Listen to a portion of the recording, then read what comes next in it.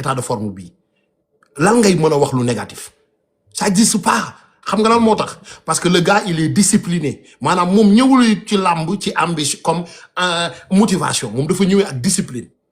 waaw d'accord Modou Lo benn yoon la dund mu metti ko muy premier combat ak Balla Gaye ci la comprendre ren dafa war a doon professionnel muy ci mental di ci résilience di ci nekkin ci doxalin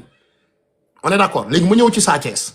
bi ma waxee ci Sa Thiès nit ñi bàyyiwuñ ci xel dafa am angle bu ma waxee ci Sa Thiès muy angle boo xam ne xale la bu daan préparer combat am papaam taxaw ci wet gi muy parti boo xam ne Sénégal dañ koy nërmeel maanaam tey boo ñëwoon ci tubaab bi dañ la koy poser comme question ndax nit ki bu daan préparer combat am na ñum daan miin ci tuuram ba ñooñu bi ñu fi nekkut bal aspect lay joué ci mental ci ñoom ñu ne la kañ la Sa Thiès changé forme am kañ ngeen gis forme Sa Thiès changé moment bi Double Less làqoo on va se dire la vérité mu doon benn moment boo xam ne nii isolement social la fekk Balla amoon combat contre Bombardier nit ñi bàyyiwuñ ci xel nit ñëpp di ñuy ramtal Balla ndax combat bi fekk ni gaayen bi mi ngi redressé wu dem toog ci wetam ci ruqam foofu ci la forme am changé ci la manque d'entraînement am ñëwee daal di insister dëkk ci moom ñu gis ko yeneen combat yi fi jot a bëre yëpp forme bi ñuy indil baaxul mais tey Sa Thiès bu ñëwee ak forme bi mooy liggéey na waaye certes ndax Sa Thiès respecté na alimentation bi nga xam ne moo ci war ndax Sa Thiès psychologiquement du def différence entre Modou gën a nekk à l'aise ak moom loolu nag bokk na ci li may wax encore nee naa leen bu gaañuwut y a ce qu'on appelle le paralysie faciale le stress constant moo koy créer bu leen ci kenn ndax Sa Thiès il est à l'aise psychologiquement dans ce combat là ndax Sa Thiès am na ingrédients yi nga xam ne moo ko wër a wër dans ce combat là waxuma côté physique dama la koy wax Modou Lo woyof na ci kanamu Sa Thiès ci physique notel bindal li ma lay wax physiquement Modou Lo daggale na lépp nice na liggéey na am na li mu war a am mais encore Modou Lo bëriwut ak air bi Sa Thiès lay bëreel ñu ne la ci forme état de forme Sa Thiès xool leen tànk Sa Thiès yi de bas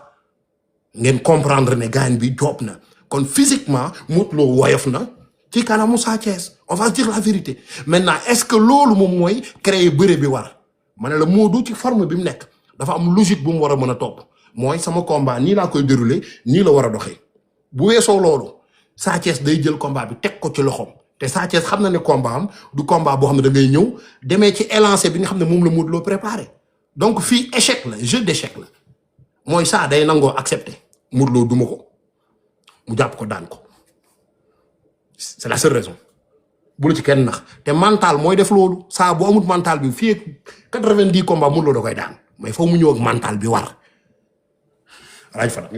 mais coach question mental bi ci li muy abordé buur bul mer buur jafa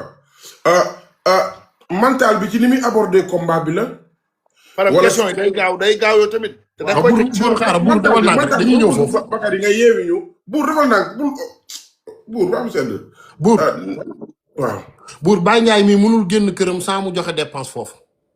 loolu lépp xam nañ ko Bakary Baye Ndiaye mënul génn këram xaaral ma ñëw rek dama lay bëgg a yaral Matar Seck Mboro Bakary li ngay aarule moo bari bàyyil ma ñëw non du question aarul non xam nga moom laa lay expliquer peut-être yéen maanaam technique de communication bi ngeen utiliser ak man c'est différent mais lu tax ma la koy wax mooy dama lay jox les facteurs yi nga xam ne mën naa xañ nit puissance am facteurs yi manqué quand tu n'es pas bien avec ton entourage mooy première des choses quand tu n'es pas bien à la maison mooy deuxième des choses et troisième des choses mooy nga entraîner pendant 7 mois 8 mois nga war a poser question nan laa war a def ba gagner bokkut ak ki nga xam ne nii il a déjà l'esprit d'un gagnant mooy il sait comment gagner et savoir pourquoi je dois gagner c'est deux choses différentes. nekkul à l'aise keroog dama sant ci benn live. mais oui il est pas à l'aise bro ça se voit même sur les communications. je ne suis pas d'accord Bakary. je le dis sincèrement. moi je le confirme. ouais mais ouais parce que man je ne peux pas comprendre un lutteur comme Sa Thiès un fils de Double Less un petit frère de Balla Gaye 2 tey nga xam ne Sa Thiès bi Balla Gaye 2 di préparer Modou Lo 2 fois yëpp fii la fekk Sa Thiès ci réew mi muy ànd ak magam sur la préparation sur les entraînements sur l'aspect psychologique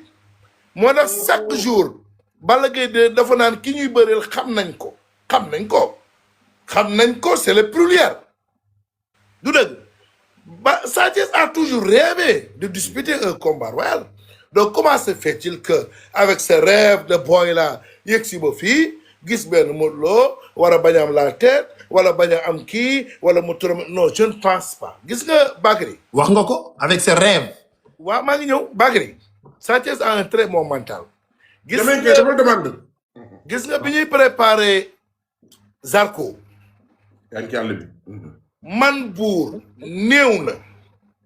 ma songu mbër ci samay ngelañ ngelañ nga génn ci yombul.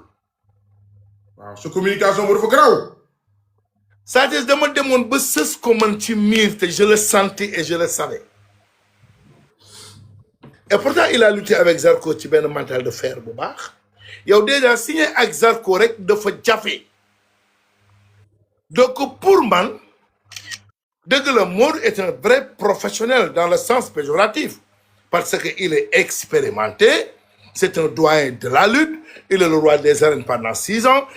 confiance bi Modou Lo di dégager mënul am ego ak Sa Thiès tey da ngay xool même les supporters de Modou Lo ñoom Maodo Garmi yi jëlal 99% des supporters de Modou Lo gëmuñu benn yoon xalaatuñu benn yoon que Sa Thiès peut battre Modou Lo gëmuñu ko bokkul ci seen kii donc pour man Sa Thiès il est dans sa logique gis nga la boy là je le connais barki démb j'ai suivi son entretien avec Lamine dafay am benn vocabulaire boo xam ne gis nga bu ko commencé dégager rek booy bi mu ngi ci biir lamb ji Sa Thiès Bakary Sakho man maa la ko wax fii bindal mu ngi ci digg ñànk tàng bi. xam nga fi ma lay waxee ne la da nga ma maanaam da nga ma confirmer li may wax ci aspect Je psychologique. suis parfaitement d'accord avec vous. Bakary yëfi nappaat yooyu. xaaral ma ñëw xaaral ma ñëw man xam naa la. xaaral ma ñëw je vais t'expliquer que confirmer man ak yow nii lañ def nii. dama lay confirmer benn aspect bu ndaw boo bàyyiwul xel buy nit ki di dégager ne mën na ko d'accord ce qu'on voit ci côté non verbal mooy li ñuy gis dama lay waxaat ne la rappelle-toi kan moo daan Sa Thiès barki démb du Eumeu Sène on est Sa d'accord Thiès kan la daan bërki démb. xaaral ma ñëw avant ma ñëw ci Zarko moom dama lay waxaat même 10 combats bu ñu ko defaatoon mu def la mu defoon Côte d'Ivoire ñëwaat ci mental ñoom bu doon bëree yaaw jaal sax da koy daan. je ne pense pas que le xaaral ma ñëw xaaral ma daane xaaral ma daane. Sa Thiès daf ko mën dàq ko bëre daan ko. xaaral non demal ndànk. wala dara la ko woon Côte d'Ivoire. non non non Bakary yow yaa may jox lu solide Bakary. ki tudd soo ma bàyyi mu wax mënoo dégg lu solide. c'est pas ça une communication il faut avoir l'écoute active. d'abord très bien damay ñëw ci écoute active dama la bëgg a waxal ne la Zarko ni mu préparé combat am ak dernier moment bi comparer les autres face à face da ngay gis ne c'est diamétralement opposé on avait un buzz qui avait un dent contre Zarko on avait la lutte sénégalaise complète qui avait un dent contre Zarko on avait Sa Thiès qui a même pété le visage de Zarko devant tout le monde Zarko fan la mujj guddi googu TikTok ba l'heure mais il faut arrêter quand même on parle de sport bu ñuy wax psychologie bu stable lañ ci soxla pour nga mën a joxe nee naa la mbër dana entraîner ba am doole bu mental bi baaxul force am du génn ma ñëw ne la Eumeu Sène bi nga xam ne moom moo daan Sa Thiès et Sa Thiès accepté ko ci kaw gëm ni Eumeu Sène boobu moom moo mën Balla moo daan Balla mu gëm ne moom Balla moo ko dàq bëri il a accepté Eumeu Sène daan ko muy benn ñaareel bi mu ñëw war a jàkkaarloog Modou Lo moo tax ma ne nañ dem ci aspect mental laay waxee yow mu ne Modou Lo bi laa war a dajal Balla moom moo ko daan oui ça me donne le courage de prendre le combat d'accord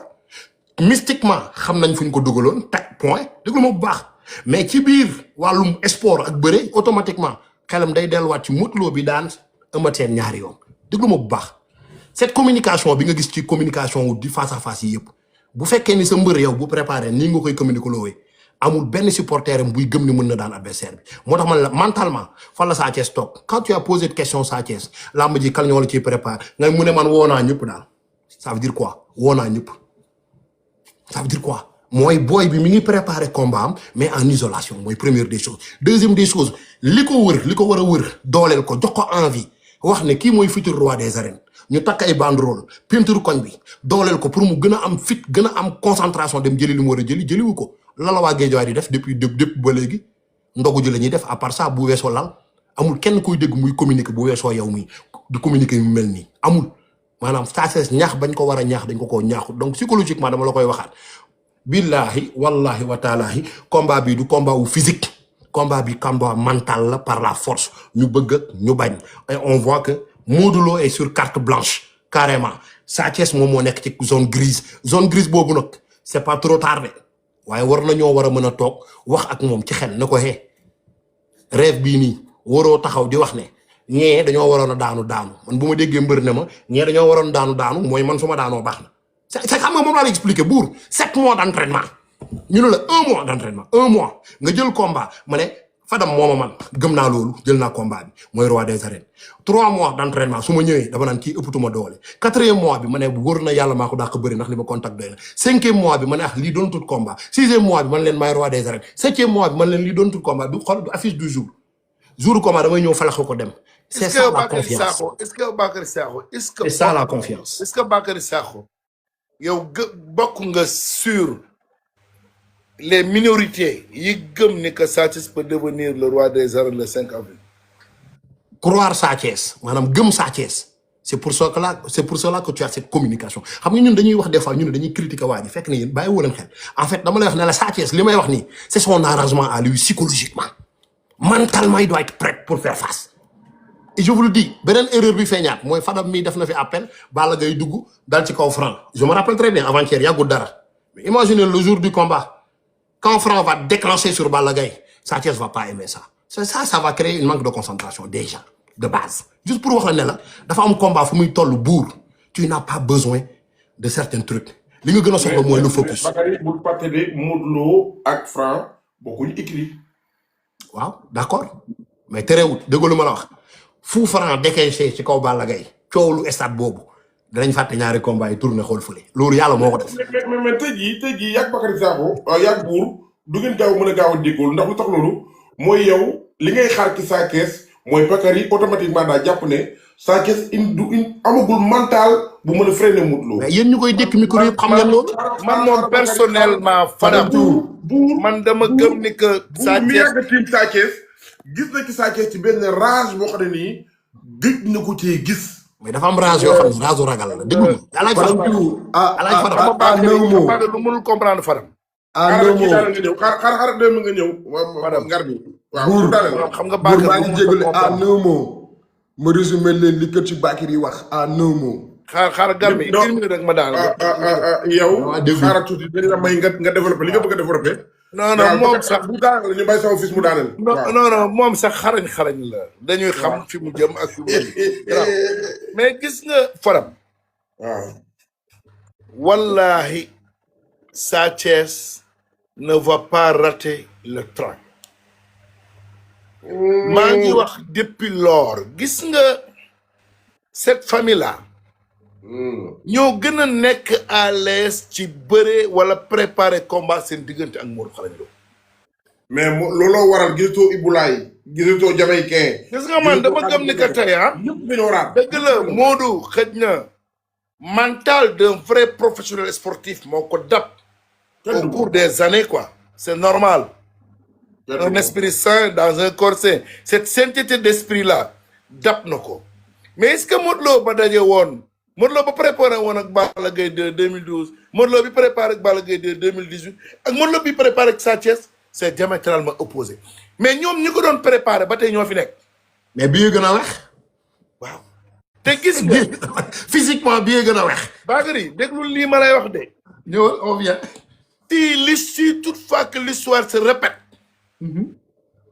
Dimanche le 5 avril Sa Thiès sera le nouveau roi des arènes. Historiquement laa la wax de si gis nga Modou Lo dafa am benn exception moom mooy il est le seul roi détenteur de cette couronne là pendant 6 ans bu ko teg en jeu à l'espace de 52 jours musul am. Qui se rappelle de l'histoire de Moustapha Gueye, Mohamed Ndao Tyson et cette amitié? Et pourtant Moustapha Gueye était le chouchou de l'arène. Il était le plus populaire, le plus aimé de sa vie. Quand bi Tyson fële nga dégg ñu naan bada lan giri yëngal réew mi drapeau Amérique yi wër. Tout le monde voulait que Moustapha Gueye tombe Tyson taw. Histoire boobu noonu la demee Mohamed Ndao Tyson ñëw fi. Tu as tout dit frère. xoolal di yëngal Bombardier bàyyeekoo Mbour ñu naan xale ba ca Mbour Bombardier ñëw fël Tyson genn ngoon Yaxya ñëw bàyyeekoo Bassoul nekk un seigneur des arènes àdduna li ko supporté fàtte nañ fi Bombardier fàtte Tyson fàtte Moustapha Gueye fàtte Mame Ndiambane fàtte Zallo Yaxya keroog ngoon ga muy dajeeg Balla Gaye 2 keroog ba mu taxawee ne gëmuma daan laa gëm. 99% des Sénégalais dañ ni l'histoire de Yaxya se termine là. wallaay ndeysaan. Balla Gaye ñëw nekk le nouveau roi des arènes. xam nga amul ay histoire ngay explique mais dama lay expliquer. dama lay expliquer aspect boo xam ne c'est un aspect à tenir en compte. waay. Yaxya avait dit la lutte dafay sport bu mystique et mythique. Je vous rappelle une chose, Modou Lô n'est pas un invaincu. Il est le détenteur du couronne pendant 6 ans. C'est un sportif, c'est un dieu des arènes. Il est ce qu'il est. Ya Bounaya. Il est ce qu'il est. Mais attention, xale bi mooy gën a bëgg.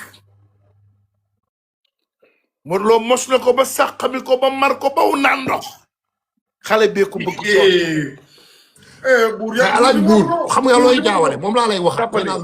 Sàppali bëgguma wax waaye kon nañ dalal. non mais parce que buur quand tu parles aux Sénégalais.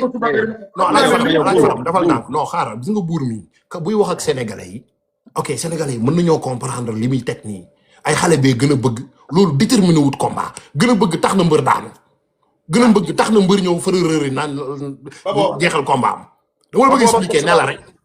Sa Thiès bu nekkul ci mental bu baax du daan Modou Lô ba ilaa yow mi diini dama bëgg ngeen bind loolu. man je crois que il a le mental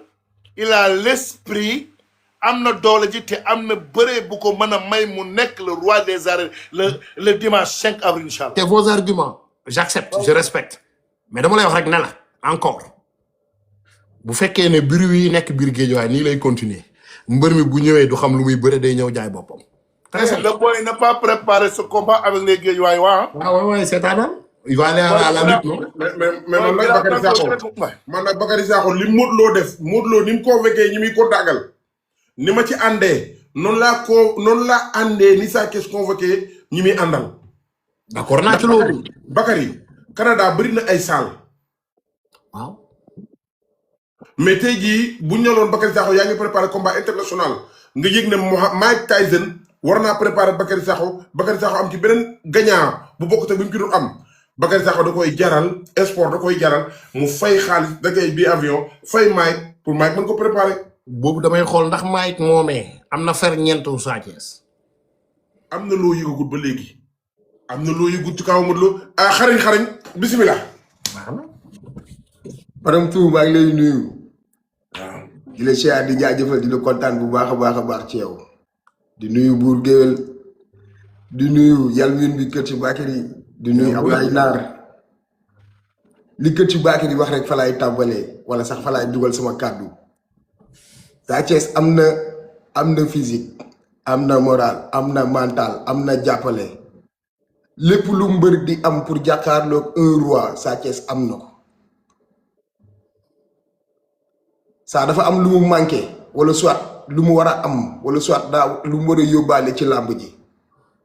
loo xamante ne Fadam Tou yaa ngi fàtte keroog bi Ama Baldé di bëri ak Modou Lô waa jooju noonu yoroon affaire boobu naan keleng topp Ama Baldé rek naan ko keleng ci nopp yi Sa Thiès noonu la war a amee ku ko dar topp ko ci nopp yi naan ko lucidal ba keroog arbitre di souffler lépp lu mbër di am na ko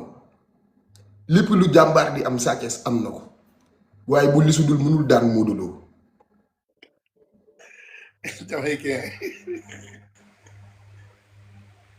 kon yow la ñuy déglu tant que ma ngi toog di préparer convaincre gooñu layam gi ngay bàyyi dem droito bi fii kër bukki la am naa doole kër bukki la mam bukki njur sàmba ngi nii toog fii kër am naa bukki la fit jàmbaar laa mun naa bëree xale laa bu arbitre soufflé li ma moom dama koy jëli ñi mu ko def ñëpp